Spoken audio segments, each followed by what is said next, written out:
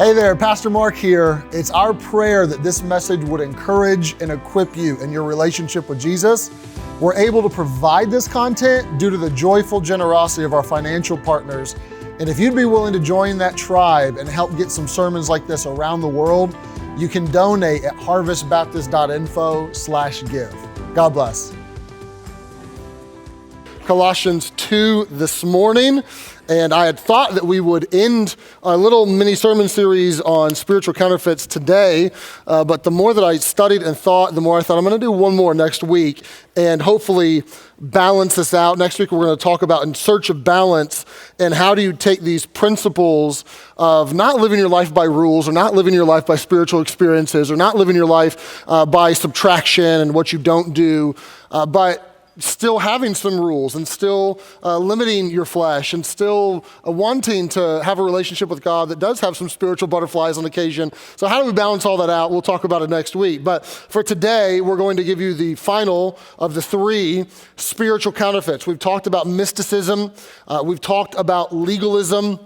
Legalism would be this idea that you grade your spirituality by man-made rules, that you take not God's rules, because God's rules are for everybody, but you take your rules that are yours, and you need those. Like practically as a Christian, you need to have some personal standards or rules that are for yourself that maybe you impose on yourself that are of practical benefit. Homes need to have this, churches need to have this, but when you start to judge people spiritually by your man-made rules, that's really a negative thing. You also have mysticism, right? I get closer to God through my spiritual experiences. I want spiritual butterflies all the time. And today we get to look at the final one. But I would remind you that Paul has, for 2 chapters straight in Colossians 1 and 2, and if you ever want just a treatise on who Jesus is and how you should not be moved away from him, chapters 1 and 2 of Colossians are so beautiful that tell you that he is the creator, he is the sustainer, he is the redeemer, he is where you want to be focused. That's where all the treasure is, it's where all the riches are, that's where all the fullness is. You don't want to be moved away from Jesus. And he's giving the church this warning that there are some things that could ensnare you, trap you, beguile you, trick you, and actually look like they were good for you, but they're not good for you. They're fool's gold. And these are legalism, mysticism, and then asceticism. And I'm well aware that asceticism is not a word that you've used probably recently, but we'll read the text and then we'll try to understand it. I'll define the word for you in a minute. So here we go. Colossians 2, verse 20. Wherefore, if ye be dead with Christ from the rudiments of the world, why, as though living in the world, are you subject to ordinances or to their dogma, which consists of what? Touch not, taste not, handle not, which all are to perish with the using after the commandments and doctrines of men, which things have indeed a show of wisdom in will worship and humility and neglecting of the body, not in any honor to the satisfying of the flesh. If ye then be risen with Christ, seek those things which are above, where Christ sits on the right hand of God. Set your affection on things above, not on things on the earth. What Paul is describing here is the counterfeit of asceticism. So let me define it and then we'll work through it. Asceticism is self-denial as a means of attaining a higher spiritual plane. You could call it self-denial gone wrong because we are told to deny ourselves. That's a biblical principle, but it's self-denial gone wrong. Some have called it spirituality by subtraction, and you kind of got a hint of that in the text of don't do this, don't do this, don't do this, touch not, taste not, handle not. Asceticism at its core is I want to take my desires, my yearnings, my appetites that get me into trouble, and I will live this rigorous life of self-denial, and I will starve those appetites to death. Now, true or false, you have some appetites, some desires that get you into trouble from time to time. True or false? True, absolutely you do. So what do you do with those? How do you handle those? And some people would say, look, if I have these urges that are manifested in my body, I want to drink a bunch of alcohol, or that substance abuse, or how I'm pursuing sex and sexuality. I have these things, maybe I'm gluttonous and I overeat, these physical urges. Well, the solution to those physical urges would be to clamp down on them or limit them and live in such self-denial that I can starve them out, that I can eradicate them. And then I won't have any urges anymore because I'll be dead and they'll all be gone. And Paul is going to do his best to tell us that that's not the way to go. And here's what he says. First, the core thought is that you don't want to trade the eternal for the temporal. So he says in verse number 22, this is a logical argument because it's rooted in Jesus. And in 22 he says, if ye then be crucified with Christ, or if ye be dead with Christ, verse number 20. If you're dead with Christ from the rudiments of the world, the elemental things of the world, the ABCs of the world, why, as though living in the world, are you subject to their ordinances of touch not, taste not, handle not? So if you are identifying with Christ, both in his death, and then he'll say in chapter 3, in his resurrection, if you are identifying with Christ and you're dead with Christ to the world, why are you letting the elemental, the ABC things of the world be forced upon you? Why are you letting these man-made constructs be put on you? These rudimentary things of the world, he says in verse number 22, are at least two things. Number one, they're man-made. They are, quote, after the commandments and the doctrines of men, these elemental things of the world. Because that can be a little bit nebulous. What are you talking about, the ABCs of the world or the rudimentary things of the world? Well, we know that they are man-made constructs, commandments and doctrines of men. We also know at the beginning of verse number 22 that they're perishable, not eternal. They all, quote, perish with the using. And we can understand perishable, right? So many churches will have a food pantry. And the food pantry rule 90% of the time for churches is bring us non-perishable items. Do not bring us bananas to stock our food pantry with because they will spoil, they will perish, they will become rotten, and we won't be able to use them. So bring us cans of Campbell's soup, bring us canned vegetables, bring us things that are non-perishable, right? They will last. He's saying, why are you investing all of your time? Why are you letting them put all these rules on you when really they center around these things that are very fleshly, that are very worldly, not worldly in the sense of like the world system, but they're physical and they're perishable. And in contrast to that, he tells them, here's what you should do. Chapter 3, verse 1. If you're risen with Christ, then seek the things which are above, or the eternal, or the heavenlies, where Christ sits on the right hand of God. Set your affection on things above, not on things on the earth. You see what he's doing? He's trying to help them not take the eternal and setting their affection on where Jesus is, on the eternal, and putting their affection on things on the earth. He's trying to help them not be so concerned with diets and days, as he said earlier in the chapter, and what you're eating or not eating or what you're drinking, and all these things that are going to be, you're going to fast forward a day or two, and you're not even going to remember what you ate. Why are you putting all the stock there when you should really shift your focus and shift your heart and shift your mind to focus on the Lord Jesus and where he's at and on eternal things? So at its most basic core, Paul is trying to argue that you don't want to make a poor trade and you want to focus on what is eternal, not on these man-made religious constructs, especially when it comes to, as we'll see in a minute, the idea of limiting yourself or self-denial or abstaining from some particular things that are man-made and thinking that perhaps you're going to get a spiritual advantage from that. You want to focus on the Lord Jesus. And of course, Jesus was accused in not exact words, but in not so many words, of being not ascetic enough. If you remember, the scribes and the Pharisees came to him and they had a bone to pick with him. And they said, Jesus, you, the Son of Man, you come eating and you come drinking and you are a friend of publican and you are a friend of sinners and we think you're a glutton and we think you're a wine bibber. And they pointed their finger at him and said, you don't limit yourself enough. You don't limit yourself from like eating the food, you eat too much, and you don't limit yourself from this crowd. You should stay away from those people, and you should not do this, and you should not do this, and you should put the clamps on yourself. There's a problem with you. What are they saying? They're saying, Jesus, you're not ascetic enough, is what they're saying. You don't live in self-denial enough. And Paul will go on to say, as we'll see in a minute, that this doesn't work. This is broken fundamentally because it moves you away from Jesus. But he goes on to articulate that asceticism comes in all sorts of shapes and sizes. This idea that you would live a rigorous life of self-denial and somehow reach a higher spiritual plane. Excuse me, I cannot talk this morning.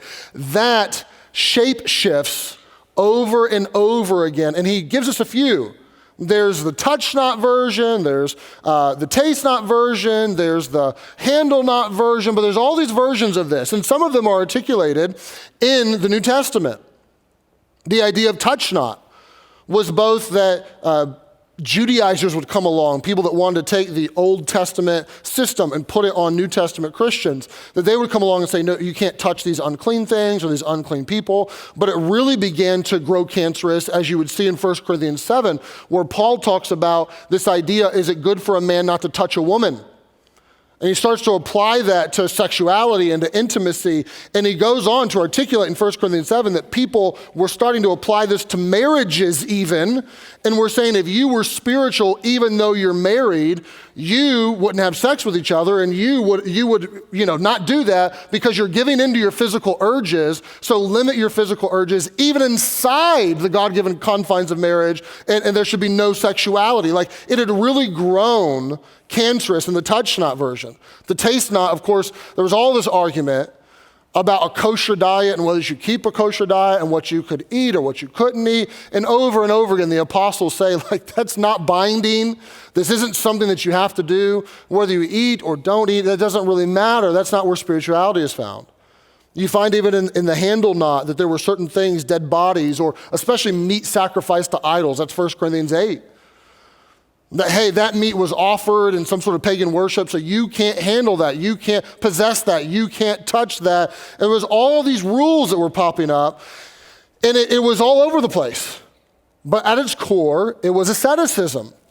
It was, you're going to be more spiritual if you'll just live in self-denial. No self-denial gone wrong. Now, it took me, honestly, probably less than 10 minutes. I was sitting down, I was studying, and I thought to myself, what kind of shapes and sizes does asceticism present itself to us as American Christians? And I came up with 10, rapid fire. And I stopped at 10 because it was like, I don't have enough time in a sermon to give more than 10, but I'm going to give you 10 different ways that you may see this pop up even in our culture. One is seclusion and retreat in idyllic societies. So the irony of this text is that it took less than 100 years for a whole system of asceticism to develop that was the monastic order. It was the monks and the monasteries.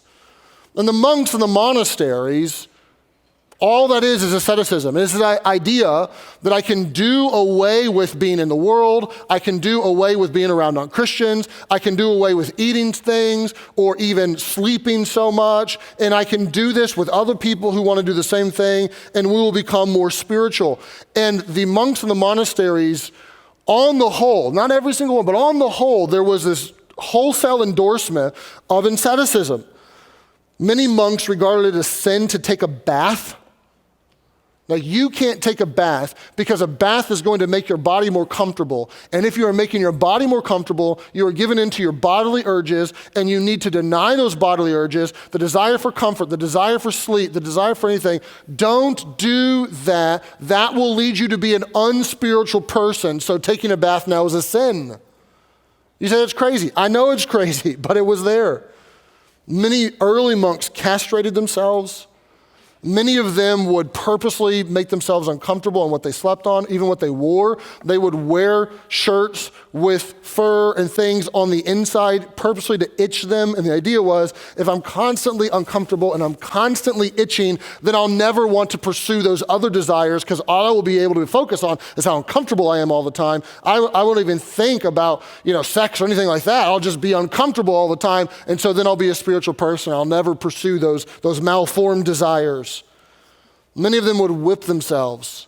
Some went so far as to drive nails into their hands so that I could identify with the suffering of Jesus. If I could just know what he felt, that would make me be able to relate more and identify more and appreciate what he did for me more. So I will do physical harm to myself. There's lots of writings in early church history, but Athanasius boasted of the devotion of Anthony. Anthony was praiseworthy because he never changed his vest or washed his feet. He never changed his clothes, they just got dirty, and never washed his feet. Antonius proudly related that such was the holy asceticism of Simon Stylites that when he walked, vermin dropped off of his body. He was so holy that vermin dropped off of him. This is how idyllic societies start. You say, I have not been tempted to become a monk. Okay. I didn't want to go into the nunnery. Fine. But idyllic societies start this way, and this still happens in our day and age, where people are like, you know what?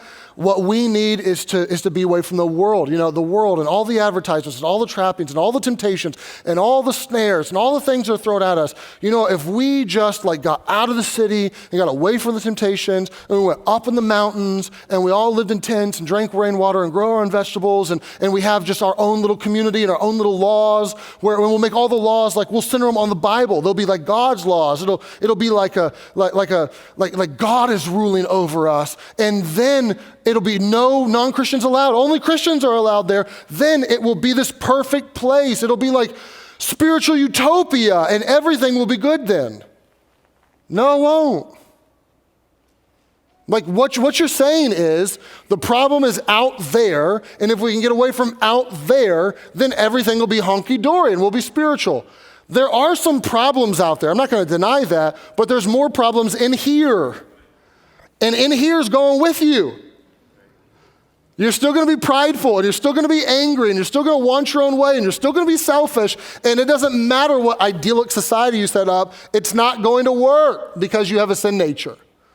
If you remember Jonestown and Jim Jones, the whole drink the Kool-Aid episode, quite literally. What was Jonestown? It was an idyllic society, at least it was supposed to be. What was Waco? Well, what is David Koresh and their compound and what they're doing and what they're making? It was supposed to be their little idyllic society, but it doesn't work. The idea of seclusion and retreat and trying just to get away from the world and then we'll be spiritual. No. Jesus told us, the world's going to come at you. It's going to be hard. But you're going to be in the world, not of the world. Don't remove yourself. Jesus wasn't a hermit. He didn't come into the world and then remove himself and sit up on top of a spiritual mountaintop and cross-legged and just say, come to me, I'm up here all by myself. That's not how it worked. That's not how it's supposed to work for Christians. You see it in Gnosticism. I won't belabor this because Gnosticism is something that you're probably not uber familiar with, but it was in the early church for sure, and it fundamentally viewed the body as evil. Spiritual, spirit, good. Body, physical, bad. Anything physical, bad. And so they would not care for the body. They would not respect the body, and true Christianity has never taken that approach. Jesus came bodily in the incarnation. Jesus rose bodily. We are here bodily, and we will spend eternity in a resurrected, glorified body. And as such, Christians have long understood we care for the body, we treat the body with respect. Oftentimes you'll see both a Jewish hospital or a Baptist hospital or a Christian hospital that are rooted in these systems that believe in a resurrection bodily and understand that we should care for the body. And as such, it's very fitting for us to have missionary endeavors that are like medical missions and those sorts of things because we do care for the body and we don't treat the body as evil. You see it in suffering as penance. I've seen this all over the place. But the idea is I've done bad things, so I'll pay God back. I've done bad things, so I'm going to live in self-denial. You know what? I had this grading system even. You know, that was bad enough to where it requires me to fast for 3 days. I'm going to tell God I'm sorry, I'm going to repent, but then I'm going to prove to God that I'm sorry. And I'm going to fast for 3 days. Oh, that was a really bad one. I better fast for 5 days so that God really knows that I meant it. I had a friend in college, and I know she did this because I was there. We were at a home that hosted us because we were away from our hometowns for Thanksgiving, and she fasted on Thanksgiving Day. And I didn't know why at the time, although it was very curious to me. But later on, I found out it was because it was this idea of like, I'm going to do penance for my sin. I've messed up, and I really want to prove it to God that I'm sorry. So if I fast on Thanksgiving instead of the day before Thanksgiving, then he'll really know that I mean it. Now, anything you do to suffer for your sins or as penance for your sins or to atone for your sins is not only unhealthy, it's trash. Because Christians know and believe deep down, Jesus already suffered for my sins. Jesus already atoned for my sins. Jesus already paid for my sins. The bill is paid in full. I don't need to go pay it. I should have contrition in my heart. I should feel bad when I sin against him. That's not a loving thing to do, to sin against a holy God. So I should confess. I should repent of that. But I don't have to do penance for my sins. I don't have to now put the clamps on myself physically to show that somehow I'm really remorseful. That's an unbiblical idea. You see this in poverty theology. Poverty theology is the less you have, the closer you are to God, basically. Now, the plague on our culture is the opposite of poverty theology most of the time, honestly. Like, it's very in vogue in our culture to have a health, wealth, and gospel, or health, wealth, and prosperity gospel, where the more you own, the more spiritual you are, right? In our culture, there are many people that would teach, well, if you truly had God's favor and you were really doing things the right way, if you were really spiritual enough, then your bank account would definitely have more money, and you would definitely have a nicer house, and you would definitely have a nicer car, and we do this game, which is the opposite end of the spectrum, but it's almost the same game of judging your spirituality by what you have or don't have, which is unhealthy.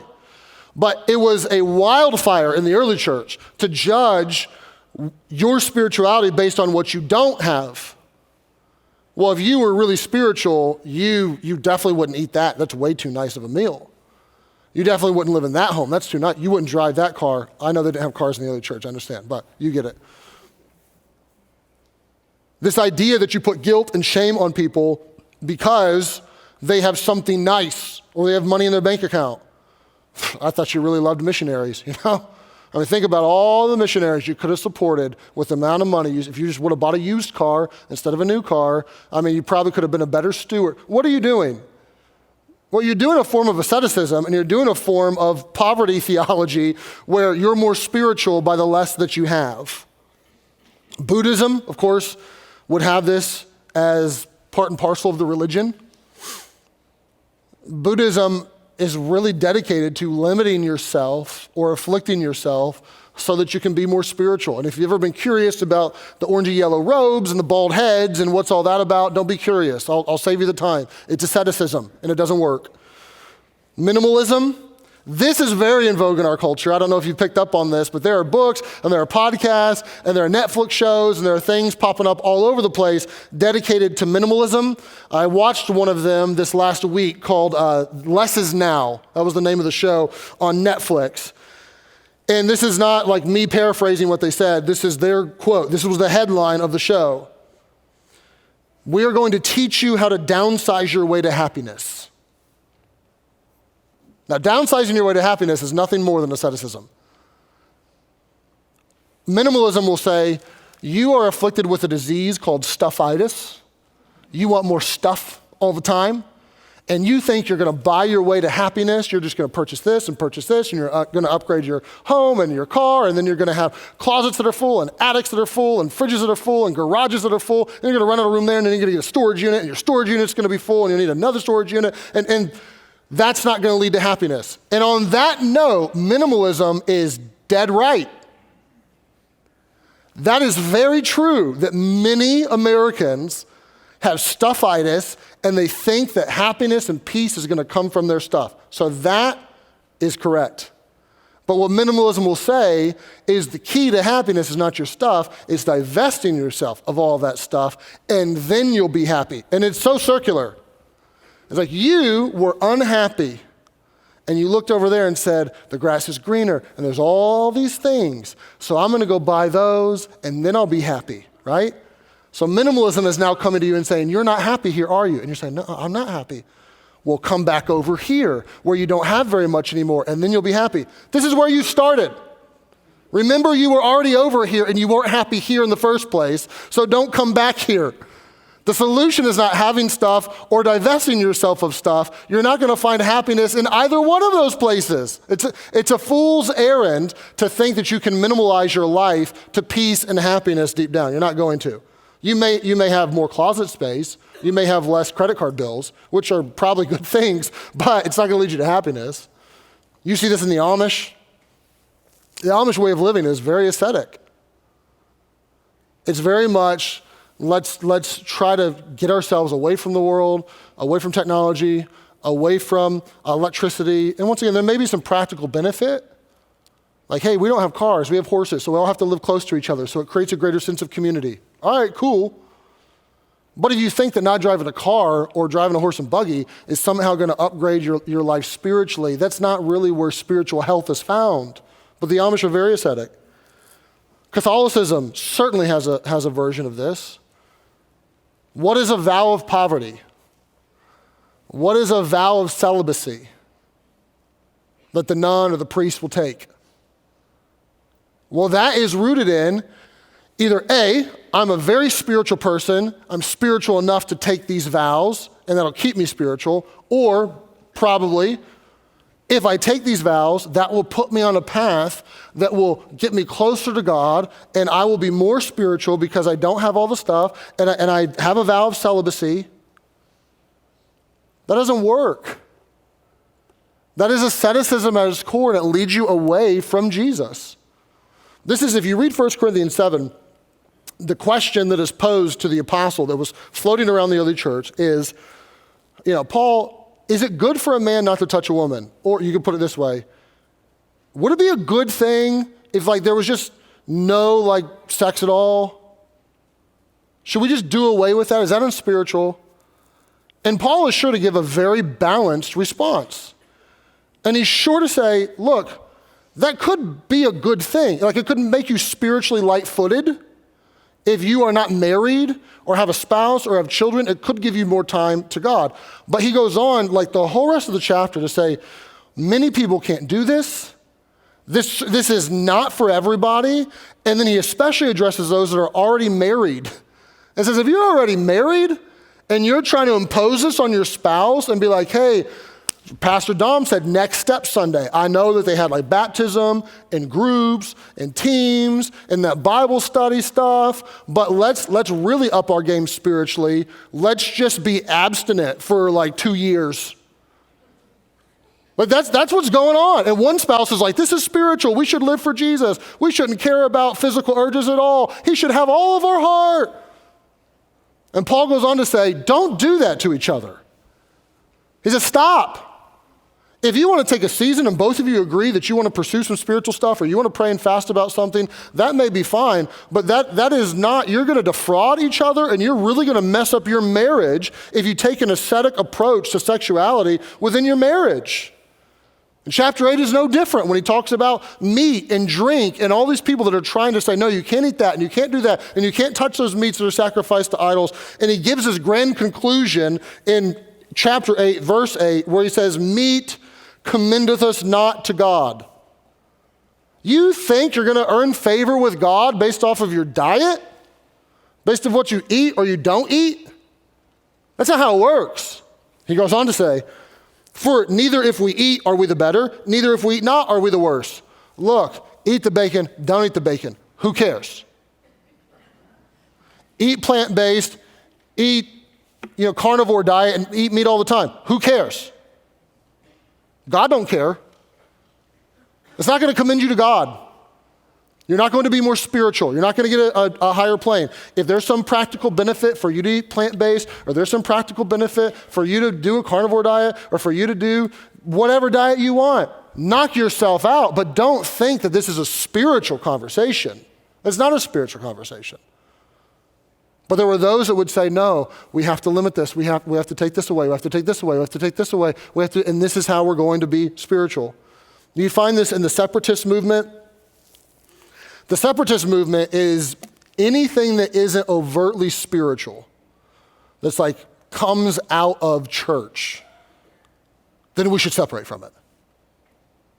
If there's any hint that this is not overtly spiritual, if there's art, but it's not art about Jesus on a cross, then, definitely we don't want that art. If there's any music, but it's not music that is just 100% about God and how much you love him, then you definitely shouldn't do that. Star Spangled Banner, there's no spiritual intonations in that. So let's be done with that. If there's anything that comes from society, a pastor didn't make Facebook. Some guy, some worldly guy made Facebook, and so we definitely shouldn't have Facebook. Get your face in the book. You know, there's all of these things that you just want to get away from all the time.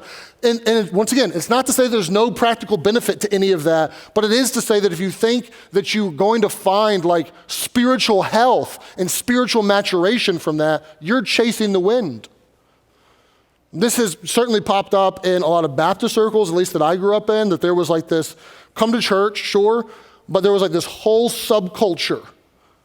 There was like, let's do everything at church. And it was kind of like idyllic society meets separatists rolled into one. Hey, you're going to put your kids in Little League basketball.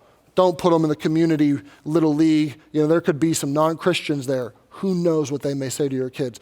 Let's make sure we have basketball league at church. And let's make sure we have church at church. And let's make sure that we have school at church. And let's make sure that we have a grocery store at church. And let's make sure if you want work on your house done, we have a list provided of church members, roofers, plumbers, electricians, all church members, because you would want to hire a saved person, right? You wouldn't want to hire someone to replace your roof and give them your money, because who knows what they'll do with that money. They probably won't tithe on it. They probably won't give it to God. They're probably going to go, I don't know, get drunk and drive drunk and kill somebody. You wouldn't want that on your conscience, would you? So hire a church member, one of our church members, and it becomes this like increasingly insular subculture. And once again, is there anything wrong with having a basketball league at church? No. But if you're doing it based off of the premise that if I put everything at church and I limit my access to the world, you're getting super close to Jonestown. And you're trying to be ascetic in your approach and create this little monastery of sorts, thinking that that will produce someone who has a heart for God. There's way more to it than that. So asceticism comes in separatist movement. It also comes in what I just call the frown face movement.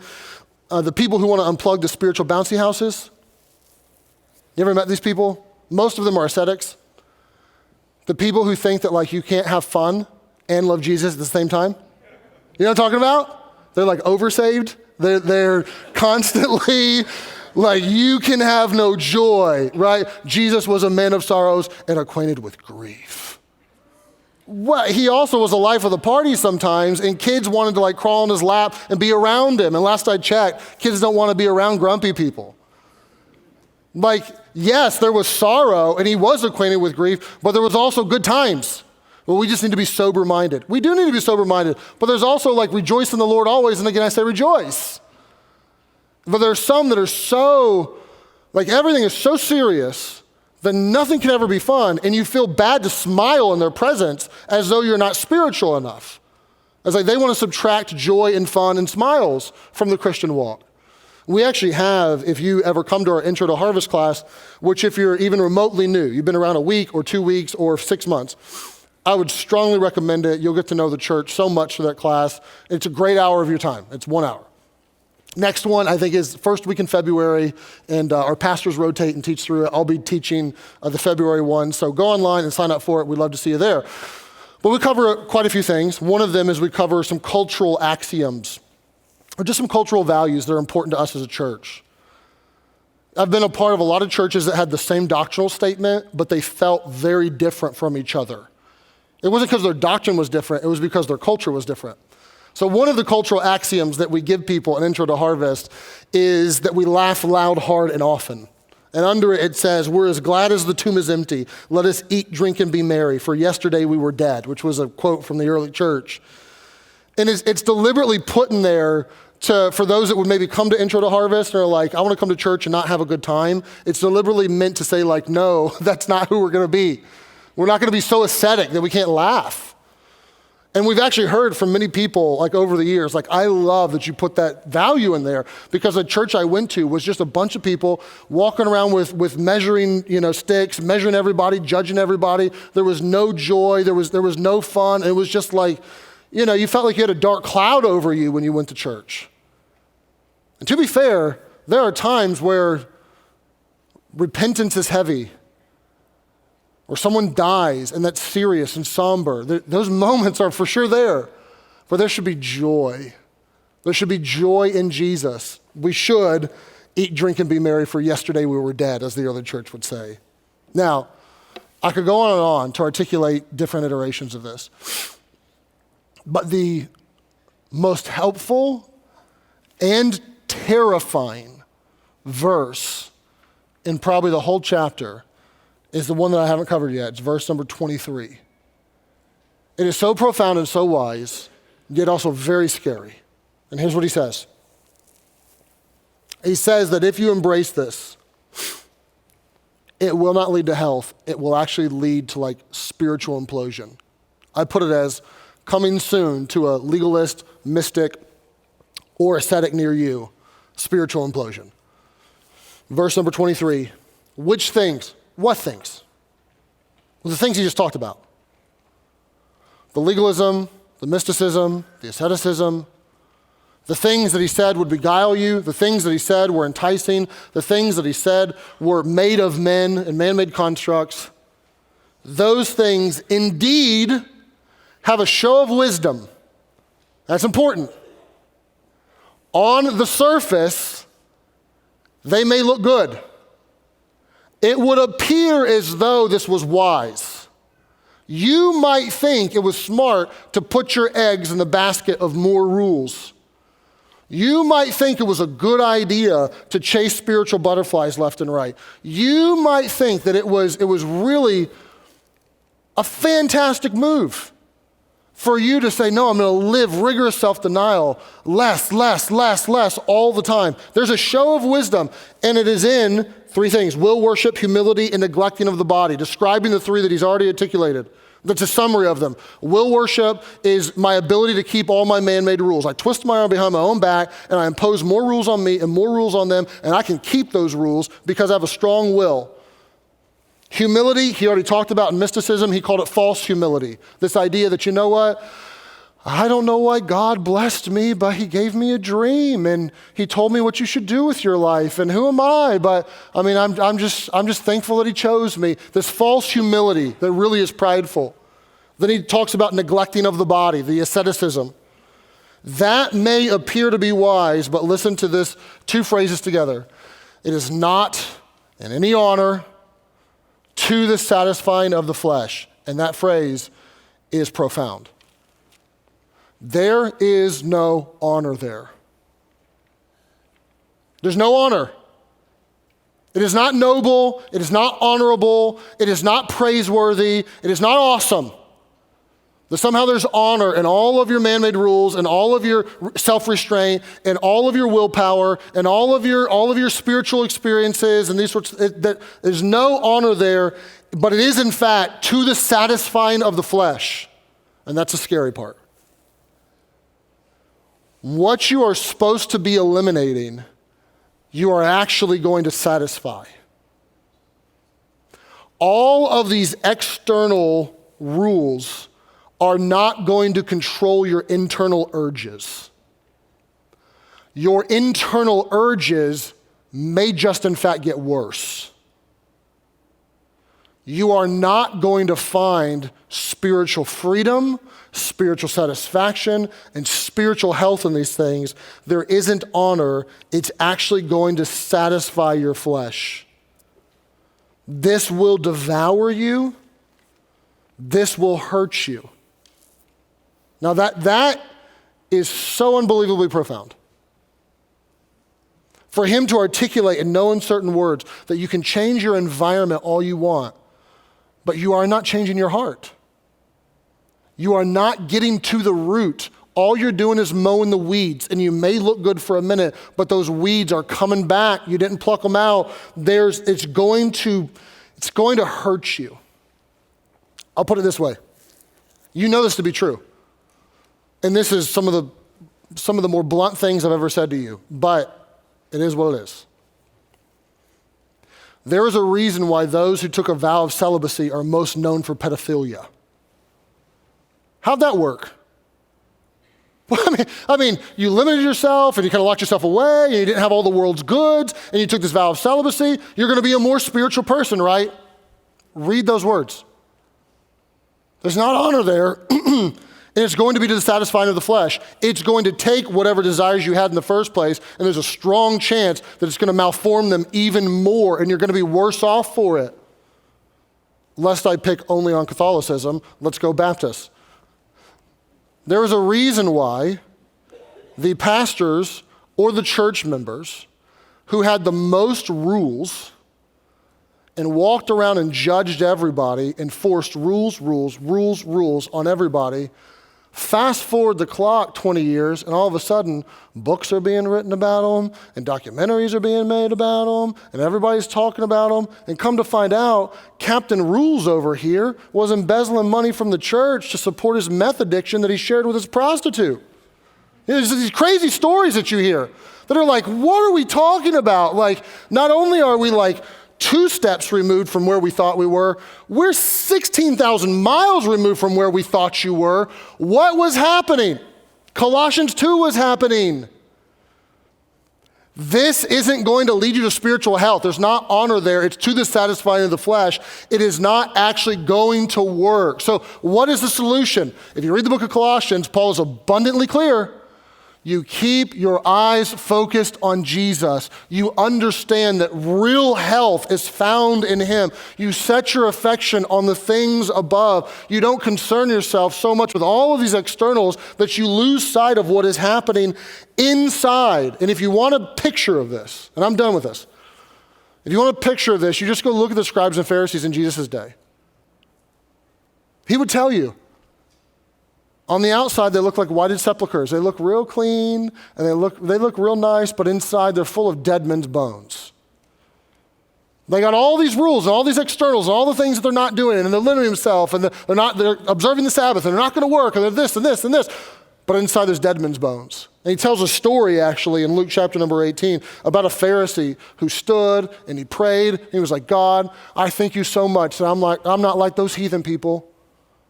I mean, you gave me, I don't know what the situation was, but you gave me a good mom and dad, and thankfully through your grace I got your word, so I am just so glad I'm not like those people, which is pride.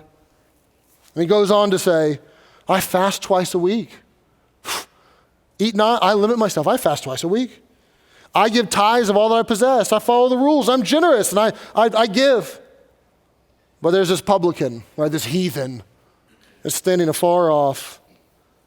He wouldn't so much as lift his eyes up unto heaven, but he smote his breast and he said, God, be merciful to me, a sinner. One man who had all the externals. I fast, I tithe, I know the Bible, I go to church, I'm buttoned up, I got it. And the other one who's like, God, I am a mess. Would you be merciful to me? And what did Jesus say? 1, not 2, 1 walked away justified. One of them did it the right way. And it wasn't the one who tithed and fasted and did all the stuff. It was the one who from his heart said, God, be merciful to me, a sinner. So what do? Simply put, you live in the freedom of the Spirit under the truth of his word in relationship with Jesus. That would be my best summary that I could give you. You live in the freedom of the Spirit under the truth of his word in relationship with Jesus. That you can't improve on that. There is no upgrade. There is no rule, there is no experience, there is no limit yourself to this or self-denial that is going to improve on freedom in the Spirit under the truth of his word in relationship with Jesus. You can't beat it. So don't try. Don't try. Stay laser focused on that and on that alone. Fundamentally, all of these ways of spiritual thinking, all these spiritual counterfeits, have either me at the center or Jesus at the center. Me and my ability to keep my rules, me and my experiences and my visions and my dreams and my tongues and my whatever it is, me and my suffering and my self-denial, or Jesus and what Jesus did for me. So, one more time, live in the freedom of the Spirit under the truth of his word in relationship with Jesus.